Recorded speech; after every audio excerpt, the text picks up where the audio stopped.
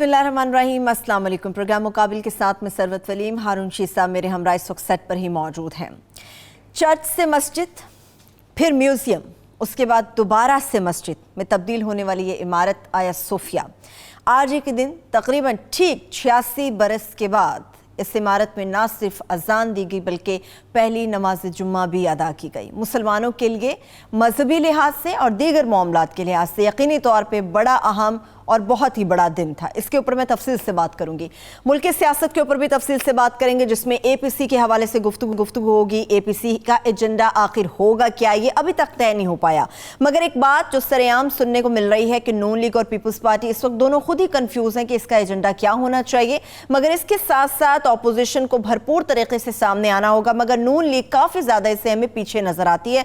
कहा जा रहा है कि हो सकता है कि नून लीग एक फ्रेंडली अपोजिशन का किरदार इस वक्त अदा कर रही है। ये मैं हारून साहब से जानूंगी। मगर इसके साथ साथ नैब से मुतालिक जब हम बात करेंगे, सुप्रीम कोर्ट ऑफ पाकिस्तान के बड़े ही सख्त रिमार्क्स हैं नैब से मुतालिक कि तफ्तीशी अफसर हैं, ऐसे हैं जिनके अंदर ना तो अहलियत मौजूद है, ना ही किसी किस्म की कोई सलाहियत मौजूद है, मयार जांचने का भी कोई निज़ाम मौजूद नहीं है। सवाल यह है कि अब वो नैब जो कि एहतसाब कर रहा था, कहने के ऊपर बहुत सारे लोगों का एहतसाब हो रहा था, अब उस नैब का अपना मुस्तकबिल क्या है, ये मैं तफसील से बात करूंगी। और भी दीगर अहम मामलात हैं जिनके ऊपर गुफ्तगू होगी। आया सोफिया से मुताल्लिक़ हारून साहब बात, मगर जिस तरह से मैंने कहा कि सियासत से मुताल्लिक़ खास तौर पे APC कहा जा रहा है कि ईद के बाद दोबारा से बाकायदा तौर पे बैठेंगे, कुछ होगा। इस APC से निकलेगा क्या? APC का आगाज़ हो गया है। मौलाना फजलुर रहमान के भाई को डिप्टी कमिश्नर लगा दिया। अच्छा, ये आप समझते हैं ये कराची में यही APC और APC क्या है और क्या है, केसेस ख़त्म हो जाएं उसका। आज तो वो अदीब और दरदारी साहब पे फर्द जुर्म आज धोनी थी, जज साहब नहीं आए, उसमें फंसे हुए हैं। नून लीग का मसला बिल्कुल और है। आज पीपल्स पार्टी का जो इजलास कल हुआ उसके बारे में इत्तला यह है कि एतजाज साहब तो खैर एलानिया कह रहे हैं, इन पर भरोसा नहीं किया जा सकता। सीनियर है ये बुरके पहन के, अब उनकी आवाज़ की बड़ी अहमियत है पार्टी में। बुरका पहन के जाते थे, मिलते थे शहबाज शरीफ साहब। वो तो बुरका पता नहीं पहनते थे या नहीं, मिलते तो थे, इसमें तो कोई शक नहीं। बुरका तो मैंने भी सुना है पहनते थे। अब बाकी तस्दीक आप करेंगे ना, किसी ने देखा तो नहीं है ना। आप तस्दीक करेंगे। बुरके की क्या ज़रूरत थी, अपना चादर ओढ़ के चले जाते, और उसकी भी कोई ज़रूरत नहीं। रात को काले शीशों वाली गाड़ी में चले जाएं जहाँ जाना हो। तो बुरका मेरा ख्याल है ज़रा शायराना मुबालगा है। अच्छा, चौधरी साहब शायद इस बारे में कहते हैं, चौधरी निसार साहब के शायद कुछ ऐसे मामला थे। नहीं, चौधरी निसार साहब तो देखिए ना जी, इनके कहने पे जाते थे ना। असल मसला तो शरीफ ख़ानदान का था। अगर वो कभी मिले तो इनके ब्याह पे मिले ना, इसलिए क्यों भला उनको क्यों लेके जाते थे, इसकी बहुत ही दिलचस्प बात है। अच्छा, इनको बात करने नहीं आती शहबाज शरीफ साहब को। ये बात शुरू करते करते दूसरी तरफ फिसलते फिसलते कहीं से कहीं निकल जाते हैं दूर। अच्छा, इसके मुकाबले में वो फोकस्ड है बहुत। ऐसे नहीं पुठवार उसके सुपुर्द किया हुआ था, बात उसी को करनी आती है। इनको बात कहते हैं बड़ा मजबूत था वहां से। नहीं, ताल्लुक तो चौधरी साहब का मजबूत था। नून लीग में थे तो मजबूत था ना जी। आप चौधरी साहब क्यों नहीं वज़ीर आला बन गए या ये वो? चौधरी साहब अपने मूड के आदमी हैं, वो अपनी अना को बड़ी अहमियत देते हैं। बहरहाल वो तो बात दूसरी तरफ में निकल जाए। वही शहबाज शरीफ वाली गुफ्तगू ना कहीं मैं शुरू कर दूं। APC की तरफ रहते हैं अभी। APC जो है ना, उसमें देखिए नून लीग का मसला है क्या। नून लीग का मसला ये है कि जब तक मरियम की नाअहली ख़त्म ना हो तो उनको क्या फ़ायदा है इलेक्शन में जाने का नवाज शरीफ साहब को। पार्टी तो है नवाज शरीफ साहब की, शहबाज शरीफ साहब की थोड़ी है। शहबाज शरीफ साहब को आपको बता चुका हूँ कि वो उनसे कह चुके हैं, और भाई तो फैसला कर ला, प्यो पुत्र आपस में फैसला कर लो, किसी ने पंजाब की हुकूमत लेनी है। अगर अब कभी हमें हुकूमत मिली तो वज़ीर आज़म तो अगर उनका बस चला तो मरियम बनेगी। खुद तो अब उनकी सेहत इस काबिल डिस्क्वालीफाई भी हो चुके। प्लान क्या है? डिस्क्वालीफाई। तो कोई एतमाद ही नहीं है अपोजिशन पार्टियों में। मौलाना फजलुर रहमान ने पहला फायदा हासिल कर लिया, मजीद कुछ हासिल कर लेंगे। कराची की आवाम भुगतेगी। कोई भी मौसम हो, मौलवी साहब के लिए वो मौसम बहार होता है। अच्छा, ठीक है। अब यहाँ नहीं कहीं बस चला, छोटी सी नौकरी से शुरू किया था इनके भाई साहब ने, पता नहीं कहाँ। वैसे है इंतजामी मामला, अरुण साहब ज्यादा भी इसके ऊपर कहना चाहिए। इंतजामी, वो कहते हैं इंतजामी मामला है, सिंध वाले कहते हैं। कहें वैसे वो लायक भी बड़े हैं, आखिर वो मुफ्ती महमूद के पोते हैं, مولانا فضل الرحمان کے ان کے بھائی ہیں. تو ایسا آدمی ڈپٹی کمشنر نہیں ہوگا تو اور کون ہوگا؟ لائق خاندان ہے، ان کی پوری تاریخ لیاقت و ذہانت کی اور ایثار و قربانی کی تاریخ ہے. اچھا ہاں جی، کوئی شک ہی نہیں ہے اس میں. تو باقی تو مجھے لگتا ہے کہ دیکھیں کرونا ہے، کرونا میں کتنی تحریک چل سکتی ہے؟ جلسے جلوس ہو سکتے ہیں. بلاول تو بڑے پرجوش ہیں، ان کے پرجوش ہونے سے کرونا کم ہو جائے گا؟ کرونا فیبری تک تو نام ہی نہ لینا جلسے جلوس کا، سوال ہی پیدا نہیں ہوتا. پھر عدم اعتماد ہے. صرف اعتزاز احسن جو یہ کہہ رہے ہیں اس یعنی زور و شور سے، ہر ٹی وی کو انٹرویو دے رہے ہیں، کہہ رہے ہیں ہمیں ان پہ اعتماد نہیں ہے. کیا بلاول انہیں روک نہیں سکتے تھے اگر روکنا چاہتے، یا یہی کہتے کہ جی کچھ کم کریں؟ آپ کو ایک دفعہ آپ نے کہہ دیا کافی ہے تو بار بار کیوں کہہ رہے ہیں؟ تو یہ آزادی انہیں کیسے میسر ہے؟ ٹھیک ہے، ان کی اپنی بھی ایک حیثیت ہے، ٹھیک ہے، پارٹی میں بھی ان کی رائے کی حیثیت ہے، اور نون لیگ کو سوٹ کرتا ہی نہیں ہے کے پی سی کا حصہ بنے، کوئی احتجاجی تحریک چلانا. اچھا اس میں تو جائیں گے، تو اس میں جائیں گے شہباز شریف، ہو سکتا نہیں جائیں ویسے، تو وہ اس میں جائیں گے شہباز شریف. تو شہباز شریف تو نمائندہ ہی نہیں ہے پارٹی کے. پارٹی کے نمائندہ جو ہیں، پارٹی کی نمائندہ ہے مریم. ساری زندگی انہوں نے اس پارٹی کے ساتھ گزار دی. ہارون صاحب نمائندہ کیسے نہیں ہیں وہ؟ شہباز شریف صاحب کیسے ان کا ایجنڈا اور ہے، ان کے بھائی کا ایجنڈا اور ہے. تو اس وقت شہباز شریف صاحب کا ایجنڈا کام نہیں کرنے والا؟ شہباز شریف صاحب کا ایجنڈا کام کیسے کرے گا؟ یعنی جب نواز شریف صاحب چاہیں گے تو کرے گا، نہیں چاہیں گے تو نہیں کرے گا. وہ تو ٹھیک ہے، Nattha Singh and Prem Singh one and the same thing. بات تو ایک ہی ہے، مقصد تو دونوں کا اقتدار ہی ہے، لیکن ان کی پرائرٹی ان کی صاحبزادی ہیں، ملک نہیں ہے. وہ بولے تو کسی کی بھی نہیں، ملک کس کی پرائرٹی ہے؟ چلے مریم صاحبہ کی نائلی پتہ نہیں کب ختم کتنی دفعہ امام زین العابدین کا قول آپ کو سنا ہے؟ عقل والے بہت ہیں، درد والا کوئی نہیں. ملک اس حال کو پہنچتا، یہ گندم بھائی 2100 سے 2300 روپے من بک رہی ہوتی، آٹے کے ملک اس حال کو پہنچتا. آٹے کے بہت برے حالات ہیں. اور چینی 88 روپے بک رہی ہوتی. یہ ملک کا درد کس کو ہے؟ وہ آدمی تو مجھے دکھائیں جیسے ملک کا درد ہے ان سیاسی پارٹیوں میں.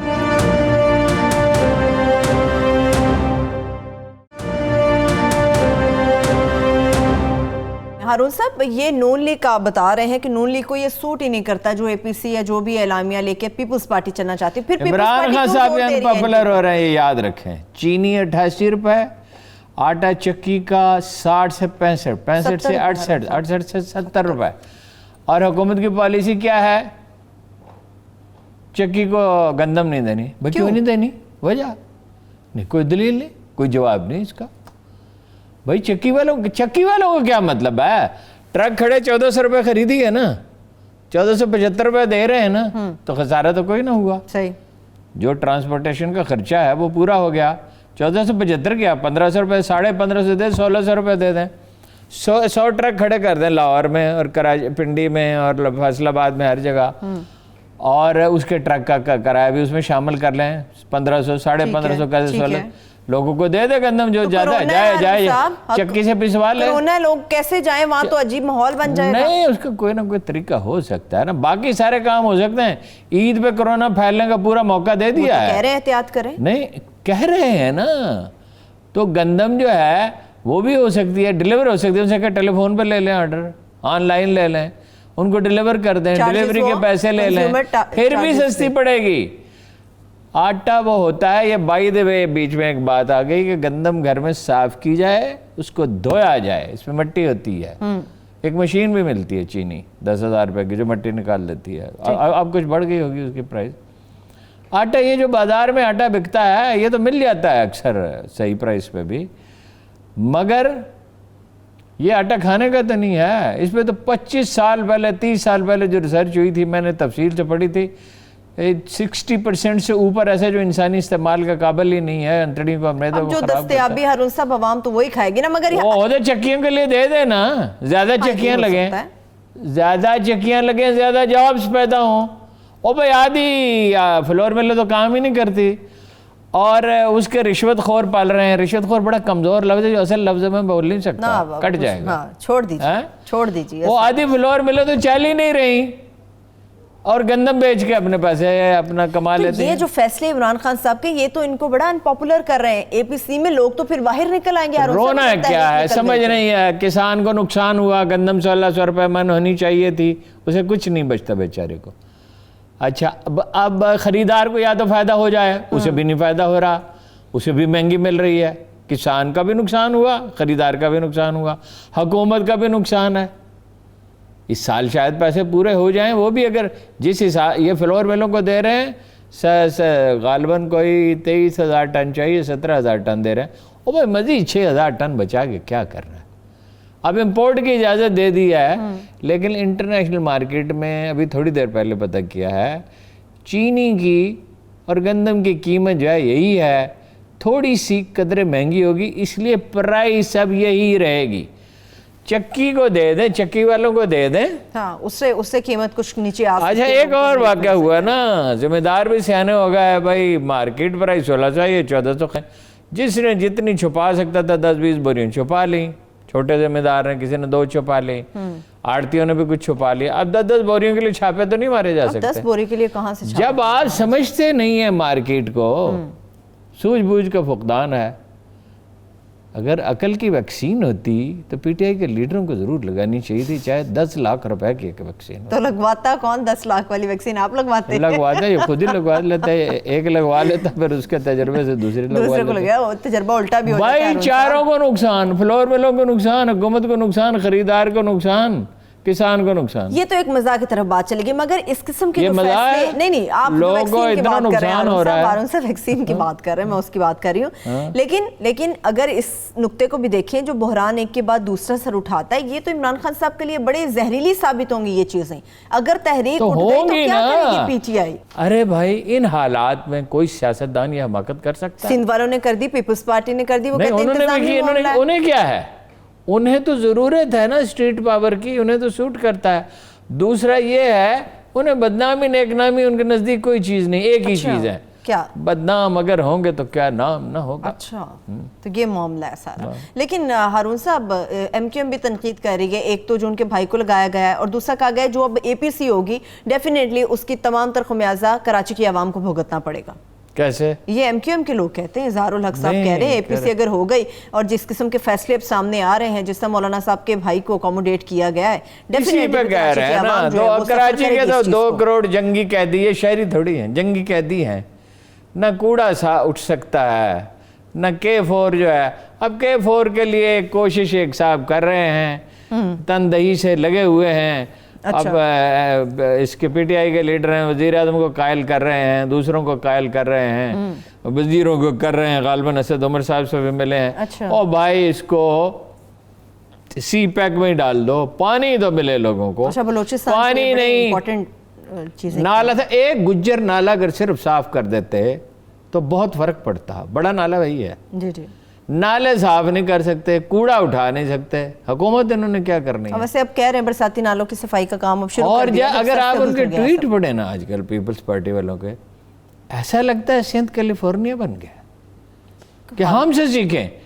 آج ایک ان کی خاتون لیڈر نے ٹویٹ کیا ہے کہ سندھ اتنا خوشحال ہے, ملک بھر سے لوگ نوکری کرنے سندھ آتے ہیں. بھائی کراچی آتے ہیں, کراچی انڈسٹریل سٹی ہے, وہ آپ کا کوئی کنٹریبیوشن نہیں ہے کراچی کو انڈسٹریل سٹی بنانے. آپ نے اسے روکا ہے. خواب دیکھنے میں, ٹویٹ کرنے میں کیا پابندی ہے؟ کوئی پابندی نہیں, بلکہ یہ کہیں کہ سندھ جو ہے وہ امریکہ سے زیادہ خوشحال ہے. میں اس پہ بھی کوئی اعتراض نہیں, امید کرتے ہیں شاید ہو ہی جائے ہارون صاحب اس میں اچھی. اب وہ کہہ رہے ہیں نا اجرک دنیا کا سب سے خوبصورت لباس ہے. بالکل کہہ رہے ہیں. تو ہمیں کیا اعتراض ہے اس میں؟ پاکستانی ہے نا, پاکستان کا. پاکستان میں ویسے وہ نقشہ میں کل لے آؤں گا, آپ کو دکھا دوں گا کہ پاکستان میں ایسی جو تھر میں چادر بنتی ہے, میرے پاس بہت ساری ہیں, مجھے ہینڈی کرافٹس کے سے تھوڑا سا دلچسپی ہے. اچھا. دنیا کے اعلیٰ ترین پینٹر وہ رنگوں کا امتزاج پیدا نہیں کر سکتے, اس کا ذکر نہیں کریں گے, اس لیے کہ تھر والوں کو سندھ کا حصہ نہیں سمجھتے. یہ بالکل صحیح کہہ رہے ہیں. اچھا, جو ڈیرہ بگٹی میں کام ہوتا ہے ہینڈز بیگ پہ, بٹوے بنتے ہیں اور 2 چھوٹی چھوٹی چیزیں بنتی ہیں, انبلیویبل ہے. اسی طرح ملک بھر میں ایسی ہینڈی کرافٹ، چولستان میں ہینڈی کرافٹس بنتی ہیں، اس میں تو کوئی شبہ نہیں اور بہترین ہے. ویسے اجرک بھی بہت ہی خوبصورت ہے، اس میں کوئی شبہ، اتنی خوبصورت چیز ہے کہ دنگ رہ جاتا ہے آدمی اس کا. اور وہ یہ ایک ایسے پروسیس میں بنتی ہے جو دنیا بھر میں ٹیکسٹائل میں کہیں استعمال نہیں ہوتا، تو وہ اس کو اجاگر کر رہے ہیں، تو ہمیں کیا اعتراض ہے؟ کیا اعتراض ہوتا ہے؟ میں اگر بریک کچھ لے لوگوں لوں، نے اعتراض کیا بھائی خدا کے بندو، اس پہ کیا اعتراض کی بات ہے؟ میں بریک لے لوں تو بھی آپ کو اعتراض نہیں ہوگا. میں بریک لے رہی ہوں، چھوٹی سی بریک کی طرف چلتے ہیں. جب بریک سے واپس آئیں گے نیب سے متعلق بات ہوگی کہ نیب اپنی رپورٹ میں شریف برادران کے حوالے سے جو ریفرنس میں دعویٰ کرتا ہے اس سے متعلق بات ہوگی، مگر اس کے ساتھ ساتھ سپریم کورٹ آف پاکستان نے جو نہایت سخت ریمارکس نیب کے ادارے سے متعلق دیے ہیں اس پر بھی بات کروں گی. ہمارے ساتھ رہیے.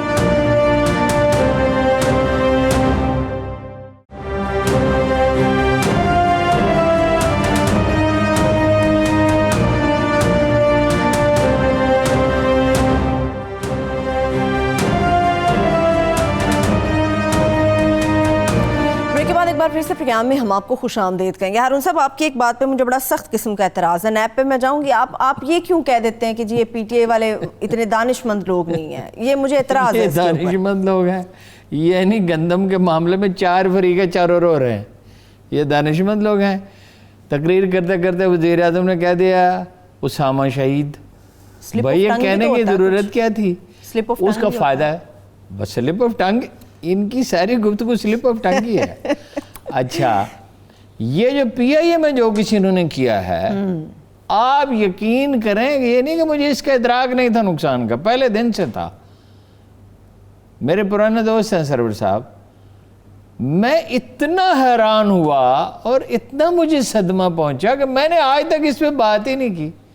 یہ نہیں کوئی آدمی گھر سے باہر نکلے اور محلے میں کھڑا ہو کے اعلان کرے یہ میرے بچے جو ہیں یہ انہوں نے جعلی امتحان پاس کیے ہیں، 6 میں سے 2 نے جعلی امتحان پاس کیے ہیں. اور خدا کے بندے جو کچھ بھی ہے یہ گھر کا معاملہ ہے نا. ان پائلٹوں کو آپ نکال دیتے اور مجال ہے وہ کیا کر سکتے تھے جن کے لائسنس جعلی تھے. ساری دنیا میں اس کے چرچے کہ ایتھوپیا جیسے ملک نے میں جو کسی شمار قطار میں نہیں 3 میں نہ 13 میں اس نے ہم پہ پابندی لگائی اور اب سرور صاحب اس کی توجیہات کر رہے ہیں. دیکھیے غلطی ہو جاتی ہے، آدمی کہتا ہے بھائی غلطی ہو گئی، ٹھیک ہے. اب اسی لیے تو ان کو یو ٹرن کہتے ہیں اور پھر وہ یو ٹرن کی بھی تعریف کرتے ہیں. یو ٹرن تو بڑی اچھی چیز ہوتی ہے. ہر تھوڑی دور جائیں، یہاں سے رائے بنڈ روڈ پہ جا رہے ہوں، ہر چوک پہ یو ٹرن لے، پھر یو ٹرن لے، پھر یو ٹرن لے. اس کا نتیجہ یہ نکلے گا کہ دگنا پٹرول خرچ ہوگا لیکن ڈرائیونگ میں مہارت پیدا ہو جائے گی. یہ ٹھیک یہ اچھا نہیں تو کیا مطلب ہے؟ چلے آپ کسی چیز میں نہیں مانتے ان کی دانش، رویت ہلال کمیٹیوں میں مانتے ہیں، فواد چودھری صاحب کی تو مانے نا دانش. کیا کہنا جی؟ کیا آپ فواد صاحب کی دانش مانے؟ بھائی 2 فورم نہیں ہوتے کسی چیز کے، ہر چیز کا ایک فورم ہوتا ہے. فورم ہے رویت ہلال کمیٹی. آپ کو اس کی پرفارمنس پہ بھروسہ نہیں ہے، آپ اس کو بدل دیں، اس کی کمپلیکشن بدل دیں. ایک تو وہ یہ کہتے ہیں بھائی ہم ماہرین موسمیات کو یہاں بلاتے ہیں، سائنسدانوں کو بلاتے ہیں، گواہیاں قبول کرتے ہیں، ٹھیک ہے. اب وہ اپنا الگ گانا گا رہا ہے، اپنا برادرم فواد چودھری وزیر ہیں، وہ سائنس اینڈ ٹیکنالوجی کے وزیر ہیں. سائنس اینڈ ٹیکنالوجی کے پاس یہ مینڈیٹ نہیں ہے. حکومت کیا ہوتی ہے؟ فقہ میں ایک ٹرم ہے ظلم.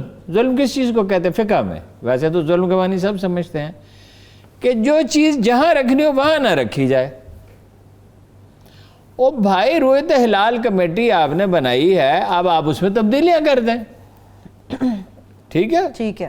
فواد چودھری صاحب کو چیئرمین بنا دیں اس کا، ٹھیک ہے. ان سے کہیں وزارت سائنس کا نمائندہ اس میں شامل کریں، یہ اپنی رائے دیں. تو بھائی آپ ایک دن چلے جائیں گے، آپ کو تو صرف اس لیے آپ ایڈوائزر ہیں، یہ حفیظ شیخ صاحب بھی چلے جائیں گے، ٹھیک ہے. یہ جا کے یوگنڈا میں نوکری کر رہے ہوں گے، جاپان میں کر رہے ہوں گے، چین میں کر رہے ہوں گے، کہیں جہاں آئی ایم ایف والے ان کو چلیے کاف لیگ تو یہ ملک میں ہی رہے گی نا. کاف لیگ کے ساتھ اتحاد چلا جائے گا یا رکا رہے گا؟ یہ دوبارہ رکا بھی رہے گا اور چلتا بھی رہے گا. سرور صاحب نے رابطہ کیا. میری میموری اتنی اچھی نہیں، میں آپ کو پڑھ کے سناؤں جو ریفرنس تیار کیا ہے. جی بالکل بالکل. ریفرنس تیار کیا ہے اپنا نیب نے جی، وہ میں آپ کو پڑھ کے سناتا ہوں. سنا ہے کافی سنگین الزامات ہیں اس سنگین ریفرنس کے ہے اندر. ایسے ویسے سنگین تو کیا کریں گے چودھری برادران؟ کوئی بات چیت ہو سکی آپ کی ہارون صاحب ان سے؟ ہے. کوئی بات چیت ہو سکی چودھری برادران میں سے کسی نہیں چودھری برادران نے تو اپنا موقف دے دیا, بات چیت کا کیا سوال ہے. سے؟ اچھا تو وہ اپنا جو ہے ویسے نیب کی اپنی پرفارمنس بھی تو ہارون صاحب سپریم کورٹ نے بڑے سخت ریمارکس دیے ہیں نیب کی اپنی پرفارمنس کے اوپر. چودھری برادران نے بے نامی اکاؤنٹس استعمال کر کے بیرون ملک سے پاکستان میں لانڈرنگ کی. Money laundering. چودھری شجاعت حسین ان کی فیملی کے 1985 میں 21 لاکھ کے اثاثے تھے. 2019 میں چودھری شجاعت اور ان کی فیملی کے اثاثے 51 کروڑ 84 لاکھ تھے سے تجاوز کر گئے. چودھری شجاعت حسین نے 123 ملین کی پراپرٹیز بنائیں, جائیدادیں بنائیں. چودھری شجاعت اور ان کے بیٹوں نے اپنی ہی ملکیت کی مختلف کمپنیوں کو 1.5 ارب سے زائد قرضے دیے. چودھری شجاعت کے 2 بیٹوں کے اکاؤنٹس میں بیرون ملک سے 581 ملین سے زائد رقم ٹرانسفر ہوئی. چودھری شجاعت کے بیٹوں کے اکاؤنٹ میں بیرون ملک سے بھیجی گئی رقم کے ذرائع موجود نہیں ہیں, وہ منی ٹریل ثابت نہیں کر سکتے. چودھری پرویز الہی ان کی فیملی کے اثاثے میں 1985 سے 2018 تک 4.069 بلین کا اضافہ ہوا. چودھری پرویز الہی نے 250 ملین کی جائیداد بھی خریدی. چودھری پرویز الہی کی فیملی نے اپنے اکاؤنٹس میں بے نامی اکاؤنٹ سے 978 ملین وصول کیے. چودھری برادران, میں ابھی ختم کر رہا ہوں. چودھری برادران آمدن سے زائد اثاثوں کے بارے میں پوچھا گیا مگر وہ بتانے میں ناکام رہے. یہ ہارون صاحب یہ منی ٹریل چودھری برادران تاحال اپنے اثاثوں کے ذرائع بتانے میں ناکام ہے. نیب قانونی تقاضے پورے کر کے چودھری برادران کے خلاف انویسٹیگیشن کر رہا ہے. اچھا اب آ جائیں جی نیب پہ. بھائی صاحب جناب جسٹس جاوید اقبال صاحب مدد اللہ العلی ایک کیس تو آج تک آپ کو ڈھنگ کا ثابت کر نہیں سکے. کاغذ غائب ہو جاتے ہیں. اب ان الزامات کا کریں کیا؟ یہ نیب کے ایک افسر نے بھیجے ہیں کسی کو, اس نے مجھے بھیج دیے. ٹھیک ہے, ایک کیس تو آپ ثابت نہیں کر سکے اور سپریم کورٹ میں روز آپ کی بد اڑتی ہے. وہ کہہ رہے ہیں چودھری برادران کا موقف یہ ہے کہ ہم کاروبار کرتے ہیں, یہ ہماری دودھ کی اتنی بڑی کمپنی ہے اور دوسرے بھی بہت سے بزنسز ہیں. اب وہ نیب تو کہہ رہے ہیں نا ثابت کر دیں آپ. تو وہ کہہ رہے ہیں پولیٹیکل انجینئرنگ کرتے ہیں, جب دباؤ ڈالنا ہوتا ہے تو اس طرح کی کوئی چیز آپ نکال کے لے آتے ہیں. دباؤ کون ڈالتا؟ آج تک تو کون ڈال سکتا ہے؟ حکومت ڈال سکتی ہے, اور کون ڈال سکتا ہے؟ حکومت کے ساتھ تو اتحادی ہیں. حکومت کے اتحادی ہیں, تو اتحادی کے نپولین کا قول آپ کو نہیں سنایا تھا؟ There are no friends in politics. Allies are enemies. Enemies are allies. There are no friends in politics. دونوں کی بدقسمتی ہے. اگر چودھری ان کے دل و جان سے ساتھ ہوتے اور وہ ان کو ساتھ لے کے چلتے, یہ کون سا بڑا مسئلہ تھا مونوسلائی کا, اس کو کسی طرح حل کر لیتے, آج یہ اس دباؤ میں نہ ہوتے. عثمان بزدار صاحب راڈار پہ آ گئے. کیا بات کرتے ہیں ہارون صاحب؟ راڈار پہ آگے کل عمران خان صاحب واپس آ کے کہہ دیں گے بالکل. مطلب کیا ہے بھلا؟ راڈار تو انویسٹیگیشن ہیز بین آرڈرڈ. اچھا, کس معاملے پہ ہارون صاحب؟ اس معاملے ان کے معاملات پہ کہ انہوں نے کیا کیا ہے.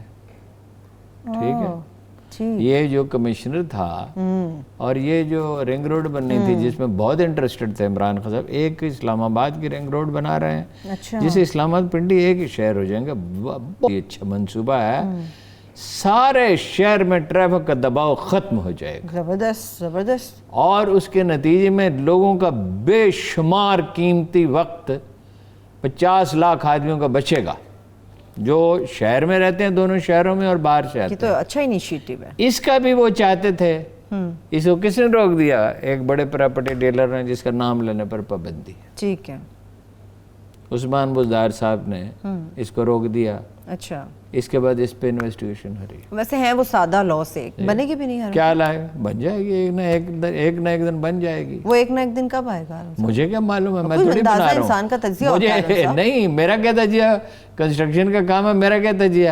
اگر میرے جیسے معمولی آدمی کے بھی حوالے کرتے تو اب تک بن چکے ہوتے. چلے میں اس کے ساتھ ہی بریک کی طرف چلی جاتی ہوں. چھوٹی سی بریک کی طرف بڑھیں گے. جب بریک سے واپس آئیں گے تو تاریخی مسجد آیا صوفیہ کے حوالے سے بڑی تفصیل سے گفتگو کریں گے. ہمارے ساتھ رہیے.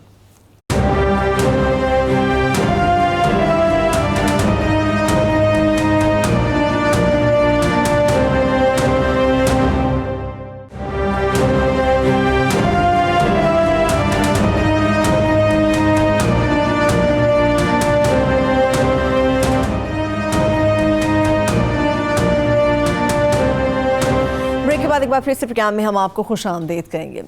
ہارون صاحب، آیا صوفیہ کیا روح پرور مناظر تھے جب وہاں پہ اذان گونجی، نماز جمعہ کا خطبہ ہوا، روح پرور مناظر تھے وہ. کمال ہے. یعنی یہ جو دن ہے مسلم ہسٹری میں، اس کو اس طرح یاد رکھا جائے گا جس طرح سلطان محمد فاتح ایک دن قسطنطنیہ میں داخل ہوا تھا، اور وہ دن یہ امت کبھی فراموش نہیں کر سکتی. اسی طرح یہ دن اتنے گھٹا ٹوپ اندھیرے میں، اتنی گہری مایوسی میں، جب ہر طرف سے عالم اسلام سے بری خبریں آتی ہیں. یعنی امارات اور سعودی عرب میں 2000 کلومیٹر لمبی ریلوے لائن بچھانا چاہتے ہیں انڈیا تک، ممبئی تک. اور خبر دوں آپ کو جو دنیا کے کسی اخبار میں نہیں چھپی، اسرائیل اور بعض عرب ممالک مل کر ترکی پہ حملہ کرنا چاہتے ہیں. عرب ممالک؟ ہاں، حملہ کرنا چاہتے ہیں. کر نہیں سکیں گے میرا خیال ہے، لیکن 100% کنفرم خبر ہے from the highest possible sources. بات یہ ہے وہ لیبیا میں بھی جھگڑا پڑا ہوا ہے نا جی، فرانس اور فلاں اور مصر وہ حکومت کے حامی ہیں، اور ایک باغی گروہ ہے اس کے ترکی اس کا حامی ہے.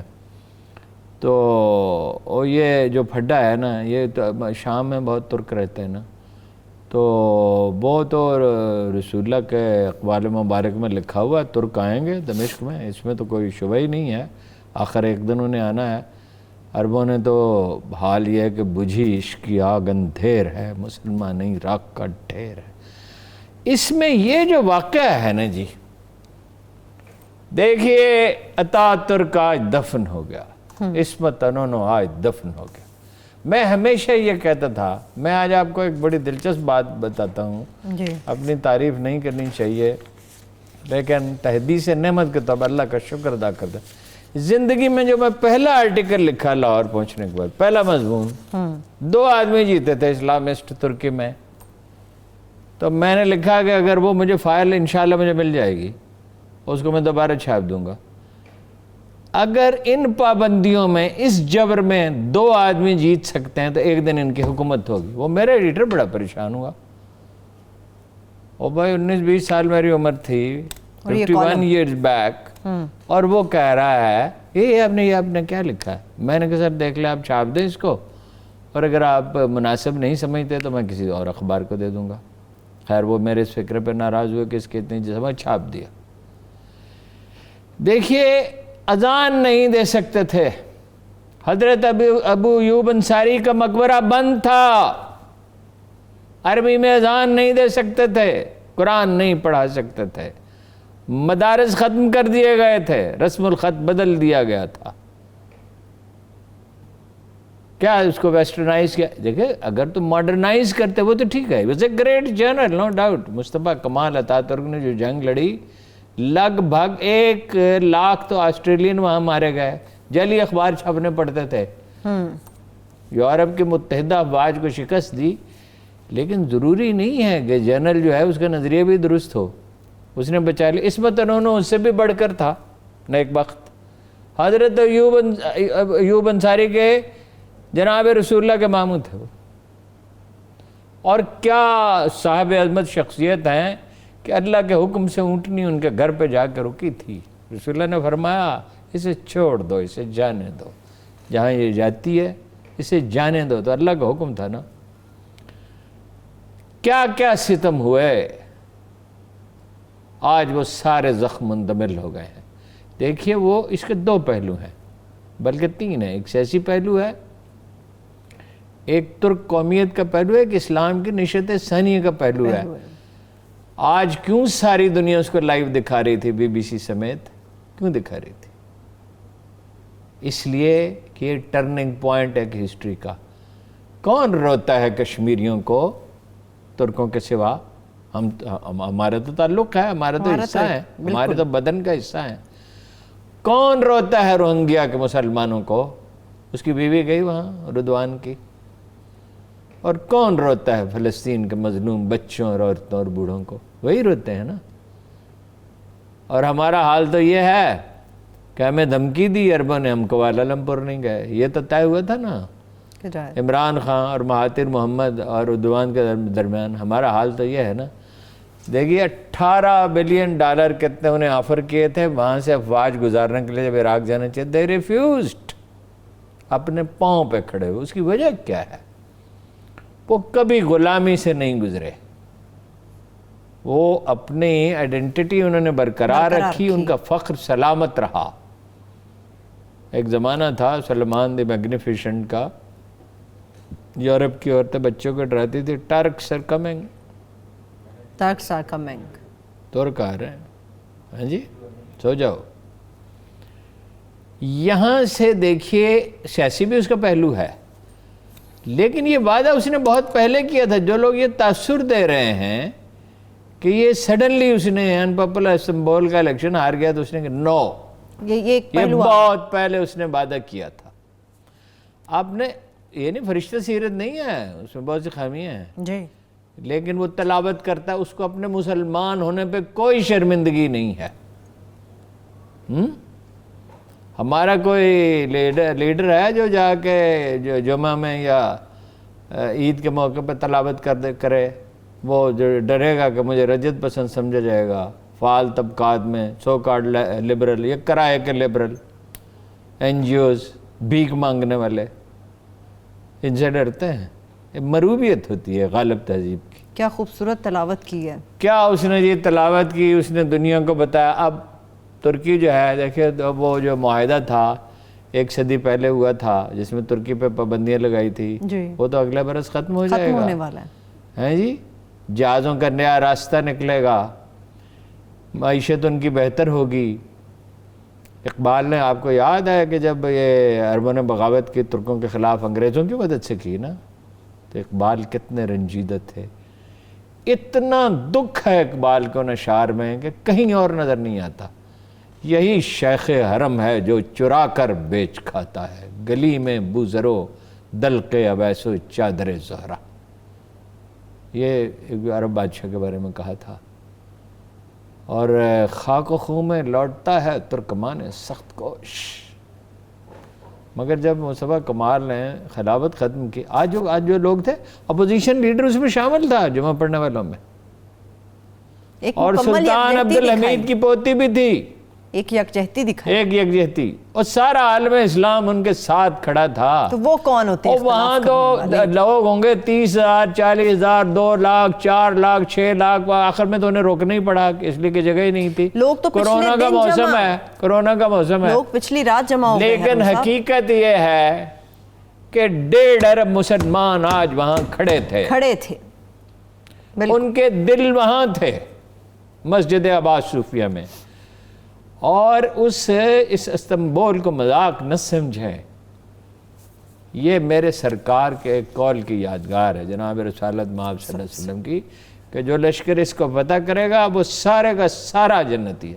ایک کے بعد دوسرے عرب کی حکمران کی یہ خواہش رہی. اسپین فتح کر لیا, اسپین کا یورپ کے اندر, اور فرانس میں داخل ہو گئے, چین میں داخل ہو گئے. یہ غور مسلمان وہی ہے نا, آذربائیجان, امیجن مراکش, کہاں دنیا کے سارے بر اعظموں میں چلے گئے. امریکہ تو دریافت نہیں ہوا تھا. لیکن استنبول کی یہ سلطان محمد فاتح کی عمر کتنے تھے جب اس نے فتح کیا اس کو؟ ایک بہت نوجوان آدمی, 18 20 25 سال کا ہوگا, مجھے ٹھیک سے یاد نہیں ہے. اور جو اس کی تفصیلات ہیں وہ انبلیویبل ہیں. ان کی قبر پہ بھی آج حاضری دی ہے ترک صدر. ان کی قبر پہ تو ہر مسلمان کو حاضری دینی چاہیے. جو جائے وہاں حضرت ایوب انصاری کے مزار پہ جائے اور ان کی قبر پہ حاضری دے. ترکوں کو اسلام کی یاد دلانے والی بہت سی چیزیں ہیں. وہ جگہ بھی وہیں ہے جہاں حضرت ابراہیم کے لیے آگ جلائی گئی تھی، اور جہاں جبرائیل امین نے آ کے کہا تھا کہ کیا اس آگ کو بجھا دیا جائے، ان کا اللہ کو پتہ نہیں ہے میرے لیے آگ جلائی گئی ہے، چنانچہ ان کا نام عبدالآباد تک کے لیے درود میں شامل کر دیا گیا، ابو الانبیاء ہو گیا، اور ان سے کہا گیا وَجَعَلْنَاكَ لِلنَّاسِ اماما، ابراہیم میں تجھے ساری دنیا کا امام بنا دوں۔ ایسا ہی ہے تمام مذاہب جو مذاہب ہیں واقعی، ہندو مت تو کوئی مذہب نہیں ہے، ان کے وہ امام ہیں۔ یہ ایک بہت تاریخی دن ہے، اس نے ایک کمال ولولہ پیدا کیا ہے پوری دنیا میں۔ یہ ایک یعنی ایک راکھ کے ڈھیر میں پہلی دفعہ پتہ چلا کہ ایسی چنگاری بھی ہے جس سے مشعل روشن ہو سکتی ہے، اور اس سے یہ امید پیدا ہوتی ہے کہ عالم اسلام کا ایک منور مستقبل ہے۔ اور قومیں جو ہیں دیکھیے کل کی بات ہے، چینی جو ہیں فیون کھاتے تھے، پڑے ہوئے تھے، ابھی 30 سال پہلے تک ان کی کوئی حالت نہیں تھی، اب کیا ہے، لیکن اقبال دیکھ رہا تھا گراں خواب چینی سنبھلنے لگے، ہمالہ کے چشمے بلنے لگے۔ ایک دو اور بہت اہم واقعات ہو گئے ہیں، لوگوں نے نوٹ نہیں کیا۔ ایرانی سفیر کہتا ہے پاکستان، ایران، ترکی، روس اور چین 400-450 سال سے مخاصمت چلی آتی ہے ترکوں کے ایرانیوں کی۔ ایرانی اسے ختم کرنے پر آمادہ ہیں تو ترک بھی آمادہ ہو جائیں گے، اور ترکوں کی اور روسیوں کی مخاصمت ہے، ایرانی کہہ رہے یہ بھی ختم ہونی چاہیے، اور یہ ہو جائے گی، اور جو نہیں آغاز تو ہو جائے گا، آغاز ہو سکتا ہے، پہلی دفعہ یہ پاسبلٹی تو پیدا ہوئی ہے نا۔ اور ترک جو ہیں انہوں نے منہ ادھر کر لیا کہ یہ اور ہی چل پڑے، عرب انہوں نے منہ اور طرف کر لیا، بھائی آپ ریل بنائیں گے 25 سال میں بنے گی، اس سے کم میں تو نہیں بن سکتی، سمندر کے نیچے ریل بنانا کھیل تماشا تو نہیں ہے ریل گاڑی، تو اس سے آپ کو کیا فائدہ ہوگا؟ انڈیا آپ کے سر پہ چڑھ کے بیٹھ جائے گا، اور اسرائیل کا حلیف ہے اس کا۔ آخری جملے ہارون صاحب، پھر کلوزنگ کی طرف بڑھیں گے۔ میں نے آخری جملہ کہہ دیا، یہ ایک تاریخی دن ہے، اس کے اثرات آنے والی صدیوں میں محسوس کیے جائیں گے، اور جب عالم اسلام کے مستقبل کا فیصلہ ہوگا، جو آخری فیصلہ اللہ کے رسول نے کہا کہ اس کے حق میں ہوگا، عالم مسلمانوں کے حق میں ہوگا، تو وہ اس دن کو یاد رکھا جائے گا۔ اور اردوان جو ہے وہ ایک کیٹلسٹ ہے، اس نے ایک ایسے تاریخی عمل کا آغاز کیا ہے جو اب تھم نہیں سکتا۔ بہت شکریہ، تھینک یو سو مچ ہارون صاحب۔ میرے تمام دیکھنے والوں کا شکریہ، مجھے اجازت دیجیے، اپنا بہت سا خیال رکھیے، اللہ حافظ۔